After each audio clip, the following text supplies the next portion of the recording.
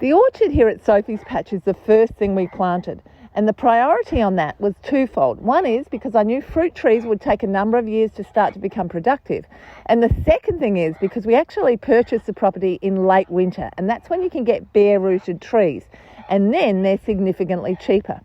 So we purchased the property on the 28th of September, and just over 10 days later we had our housewarming. I invited a heap of mates, about 50 of them actually turned up, and it was BYO food, BYO drink to share, but BYO spade and BYO gloves. And in about an hour and a half, we planted those 100 fruit trees. Now, if you go onto my website and you look up our 10-year anniversary, you'll see a video showing us planting, and you'll see that literally this was a bare cow paddock. Now, there's lots of bad hair in there. There's all sorts of health and safety nightmares. But you'll also see how young the kids were at the time, and we had a fun day putting it all together. Now, the idea with the orchard is things were planted in blocks, and I got advice from my dear friend Harry Harrison, the late Harry Harrison, who was president of the Rare Fruit Society at the time, and we designed this orchard so that I would have a wide variety of different fruits. It didn't include the citrus there elsewhere, and overall most of the trees have worked. But even with expert advice, some things don't turn out the way you plan. For example, the figs we put in the lowest point. That's because we thought that's where it would be most moist. But that's also where the frosts are more severe.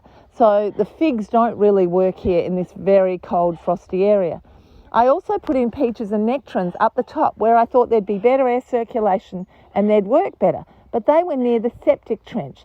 And because we are a big household with a lot of people using the facilities and washing and all sorts of things like that, the peaches and nectarines actually got wet feet. So a couple of years in, we had to pull them all out and put in plum rootstocks, to which we've since grafted peaches and nectarines on top.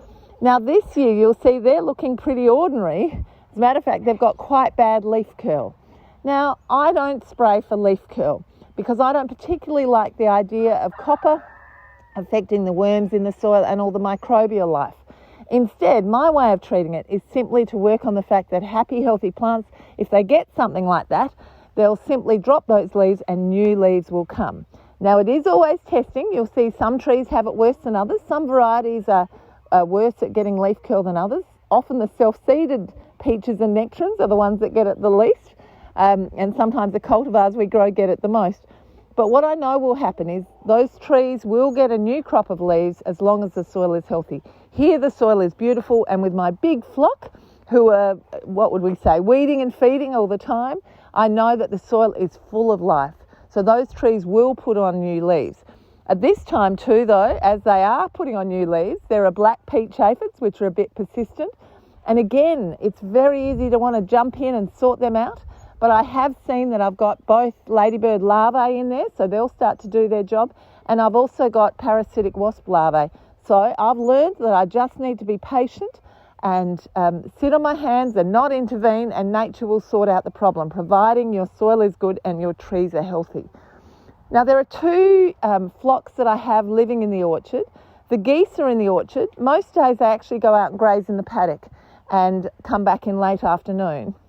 They were originally purchased so that they would mow the grass in the orchard, and they actually did such a good job that they killed all the real grass in the orchard and left me with broadleaf weeds, which, being an organic gardener, meant I had to get down on my hands and knees and weed the orchard of the broadleaf weeds, and it's about 3/4 of an acre.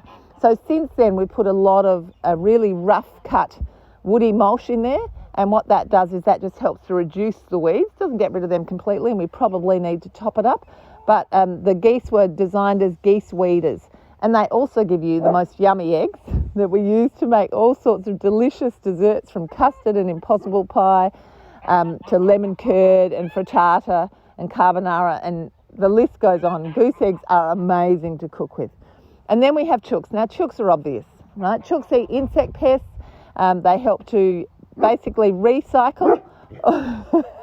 They help to recycle all our food scraps from the house, and they add value because both the chooks, ducks and geese give me yummy eggs, and then they give me the manure, which is really important for us to grow all our heavy crops, heavy feeding crops like pumpkins or New Guinea beans or all my vertical veggies.